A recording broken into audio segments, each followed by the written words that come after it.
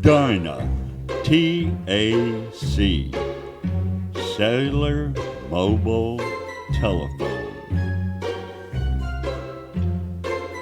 You paid $4,000 for this? Phone in your truck. Okay, I got this, no problem. By this time next week, you'll be ordering concrete right from your truck. Evelyn Wood speed reading. I got this, no problem. No problem, I got this.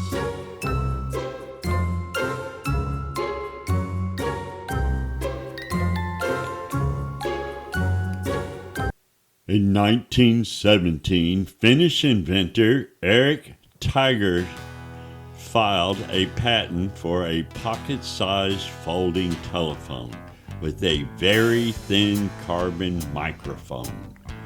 Early predecessors of cellular phones included analog radio communications from ships and trains.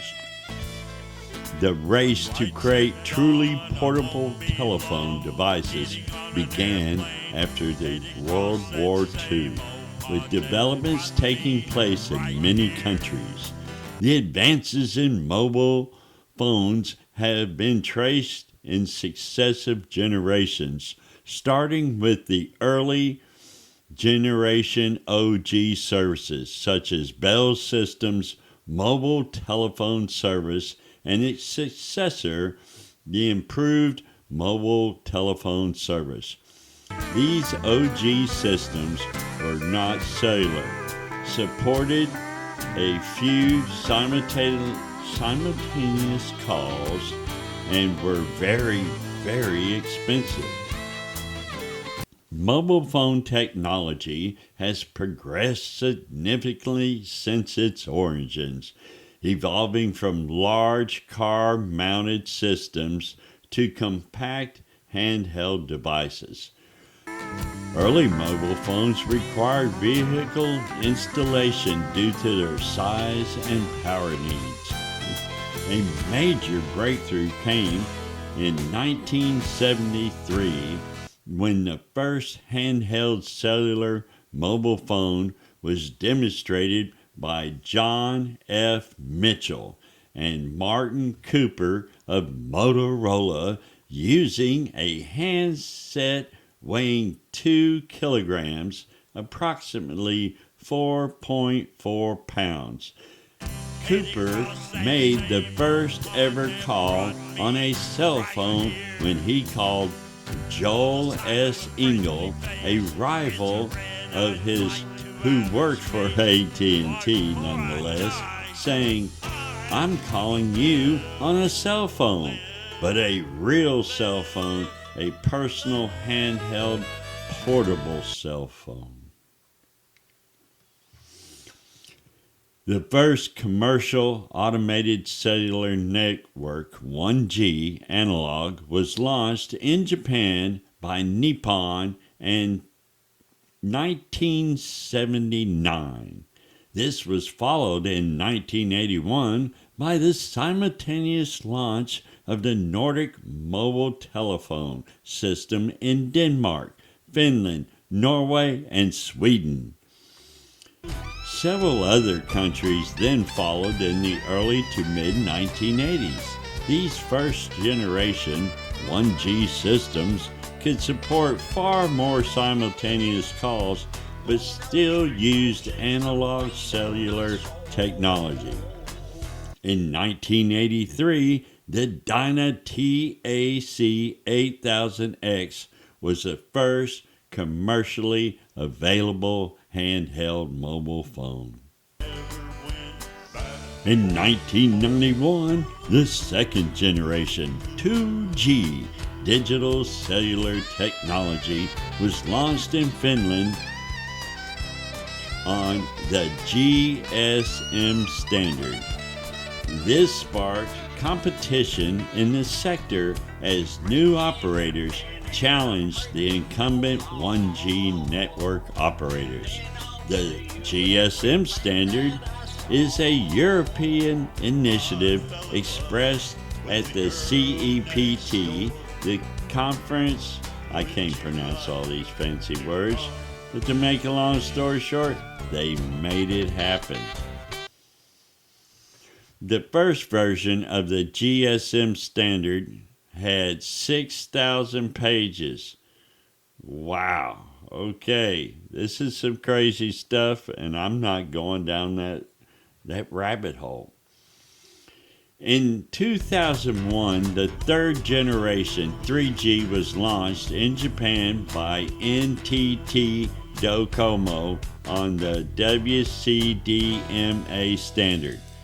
This was followed by a 3.5G or 3G Plus enhanced based on the high-speed packet access family, allowing networks to have higher data transfer speeds and capability.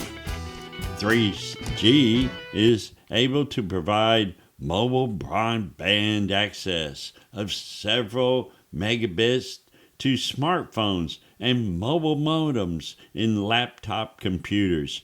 This ensures it can be applied to mobile internet access, video calls, and sending large email messages, as well as watching videos, typically in standard definition quality. By 2009, it had become clear that at some point 3G networks would be overwhelmed by the growth of bandwidth-intensive applications, such as streaming media. Consequently, the industry began looking to data-optimized fourth generation 4G technologies with the promise of speed improvements up to tenfold over existing 3G technologies. This first publicly available LTE service was launched in Scandinavia by TeliaSonera, I cannot pronounce it, in 2009. In 2010's 4G technology has found diverse applications across various sectors, showcasing its versatility in delivering high-speed wireless communication such as mobile broadband, the Internet of Things, fixed wireless access, and multimedia streaming, including music, video, radio, television. I have a smartphone. You have a smartphone. Everybody has a smartphone. And if you don't, you have a mobile phone. But certainly, this whole cellular generation is taken over. And you can find this kind of information almost anywhere. But what you can't find out on all those other channels is this kind of stuff. In 2013, more mobile phone subscriptions than people on Earth.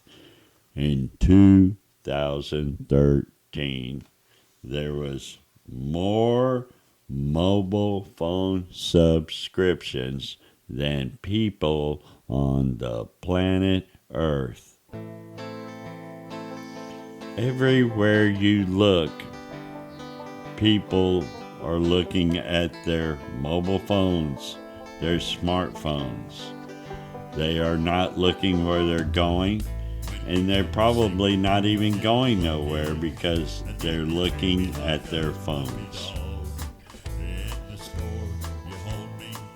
I'm telling you, the new phone, the Samsung Galaxy S35, will be implants into your eyeballs. You will no longer need to buy new phones. You will just get new implants. And this is the kind of information you only get right here on Interesting World Documentaries, Cell Phones.